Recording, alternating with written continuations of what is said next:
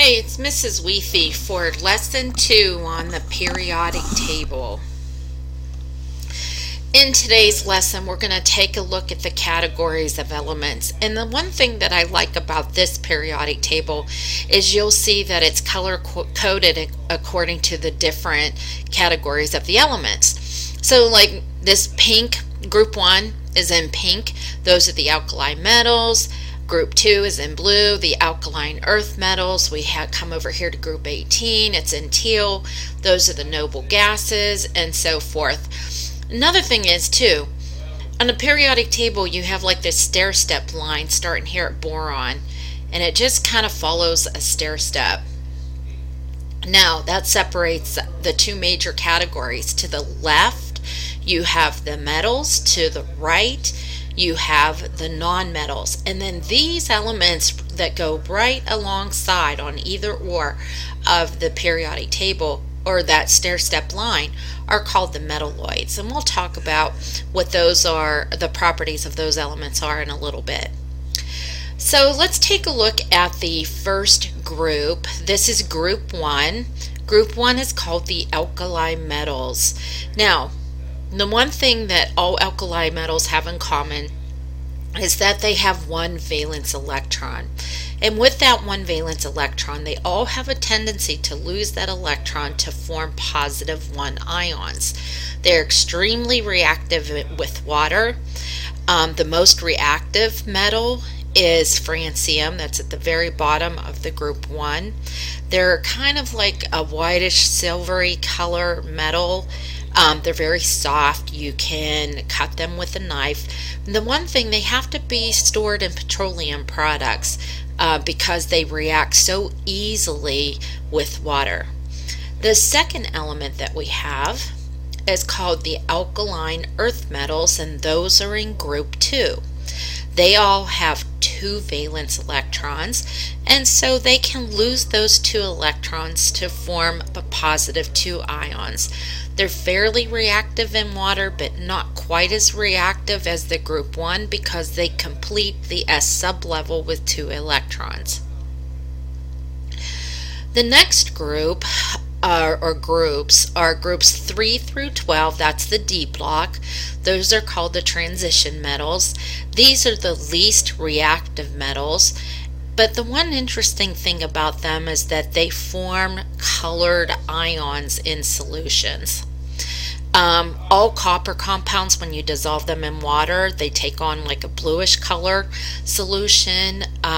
Cobalt is pink, nickel is green. So they form these real pretty colored solutions. The other thing about transition metals is that they have a variety of valence electrons. As we saw in the last unit when we talked about copper and chromium and iron, they can have more than one charge. So they have a variety of different kinds of properties. The next group that we have are called, is group 17. These are the halogens. They all have 7 valence electrons, and they only need one more electron to form a complete octet. So they have a tendency to gain 1 electron to form negative 1 ions. The most reactive nonmetal is fluorine. But the one interesting thing about halogens is that they exist in solids, liquids, and gases. As you notice right here, this is iodine. Iodine is a solid at room temperature, bromine is a liquid at room temperature, and fluorine and chlorine are gases at room temperature. The next we have is group 18, the noble gases. The noble gases are called unreactive, inert, chemically stable because they have a complete octet with 8 valence electrons. The exception is helium, which only has 2 valence electrons, but it's considered to be a noble gas because it has a completely filled first energy level with 2 electrons in the 1s. They are all monatomic. Monatomic means that they only have 1 atom of the element that makes up the compound. Hydrogen is an exception. Hydrogen is not officially part of a group, even though hydrogen is placed usually above the group 1 metals. It's a nonmetal. It's a gas at standard temperature and pressure, STP, but what makes it similar to the group 1 metals is that it has only one valence electron. Now we have three major categories of elements. We have metals, nonmetals, and metalloids. Metals are to the left of that stair-step line on the periodic table. The nonmetals are to the right, and the metalloids are alongside of that stair-step line. Some properties of metals are that they are malleable, which means that they can be hammered or rolled into thin sheets. That's where we get our foils. They are also ductile, which means that they can be drawn into wire like copper wiring. They are good conductors of heat and electricity, and they have luster, which means that they are shiny. They lose electrons to form cations. Cations are positively charged ions. They are solids at standard temperature and pressure, STP, except for mercury, which is a liquid. Metals have a really interesting property in that they have what is called a sea of mobile electrons, which results in their electrical conductivity. Now, we had talked about electrical conductivity earlier in the year and said that in order to conduct an electrical current, you need free flow negative charge. So here's what happens. If you take a look at this diagram right here, you have these metals, and these metals have, 1, 2, maybe 3 valence electrons. So their outer energy levels, they have a tendency to overlap, and in that overlap, they donate their electrons to what we call the electron sea. And so these electrons, represented by the yellow circles, they're free to move around amongst the positive metal ions in this mobile electron sea. And it's this free flow of negatively charged electrons that's able to conduct that electrical current. Metallic character is how much like a metal an element is.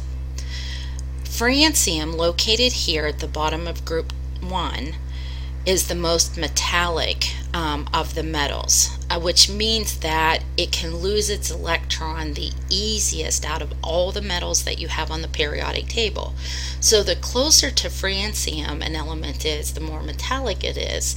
So these elements here that are near francium have more metallic character than these elements all the way over on the other side of the periodic table that are least metallic. Properties of those metalloids that go along the zigzag line is that they are semiconductors or moderate conductors of heat and electricity.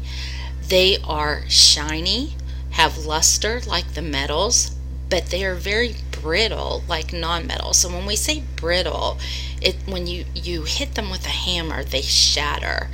They're used for making computer microchips because they are semiconductors of that heat and electricity. Some properties of nonmetals: they are very poor conductors of heat and electricity. They are brittle, and these would have to be the solid nonmetals because they shatter when they're struck. They are very dull. They don't have that luster, that shininess like the metals, and they tend to gain electrons to form anions, negatively charged ions. And this gives you a nice little summary of the categories of the elements. So we have some of the physical properties. The metals are malleable, ductile, good conductors of heat and electricity. We see the metalloids and the nonmetals. And when we talk about the chemical properties, you're talking about the reactivity. If they're going to lose or gain electrons to form positive or negative ions. And that concludes lesson 2. So our next video lesson will continue with lesson 3. Until then, goodbye for now.